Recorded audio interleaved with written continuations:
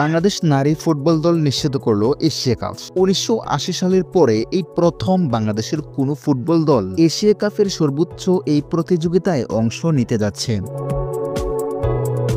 Bahrain ও মিয়ানমারকে হারিয়ে বাংলাদেশ এমন এক কীর্তি অর্জন করেছে যা আগে কোনো নারী দলের ছিল না।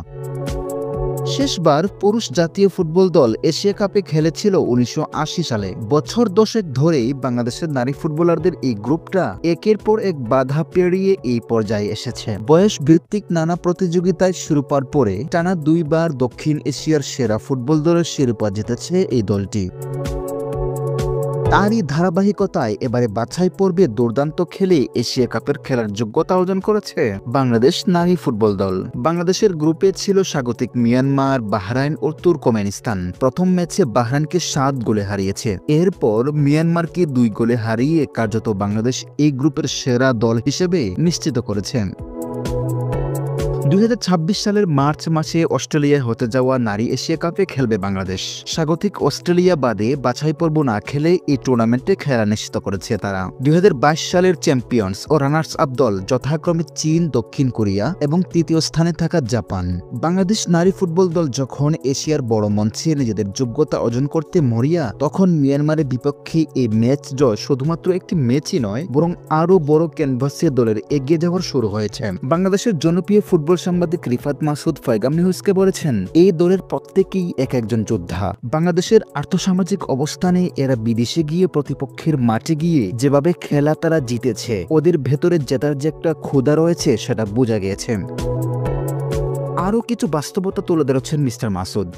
এ দলের বেতন খুবই সামান্য। সাফ জয়ের পর যে অর্থ ঘোষণা করা হয়েছিল সেটা এখনো দেওয়া হয় নাই। এই দলটা বয়স ভিত্তিক নানা টুর্নামেন্ট জিতে এই পর্যায়ে এসেছে। একটা ধারাবাহিকতার ভিত্তিতে এ সাফল্য এসেছে বললেন মিস্টার মাসুদ।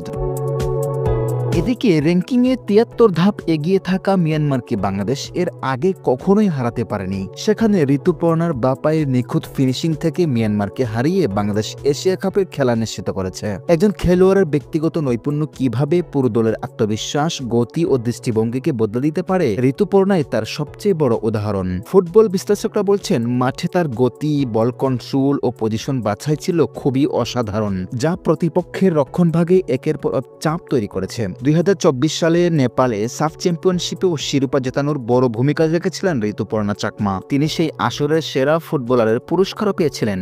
এই জয় শুধু ৩ পয়েন্ট বা গোল সংখ্যার হিসাব নয়, এটি বাংলাদেশের নারী ফুটবলের জন্য একটা নতুন মাইলফলক।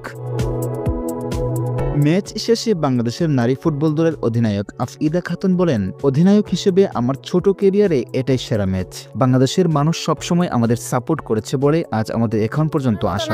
এত আনন্দ, যে টার্গেট নিয়ে আসছে সেটা ফুলফিল করতে পারছি, এটাই আমার কাছে সবচেয়ে বড় পাওয়া। আমার ক্যারিয়ারে এটাই সবচেয়ে বড় জয়, যেটা আমি সবসময় বলতাম যে সাফের গন্ডি পেরিয়ে আমরা যেন এশিয়াতে যেতে পারি। তো আল্লাহ আমার কথা রাখছে, আল্লাহর কাছে শুকরিয়া আদায় করি সবসময়। বাংলাদেশের নারী ফুটবল দলের অভিজ্ঞ ফুটবলার মারিয়া মান্ডা বলেন, আগে জানতাম মিয়ানমার বড় দল, আমরা আমাদের মতো চেষ্টা করেছি, তাই জিততে পেরেছি।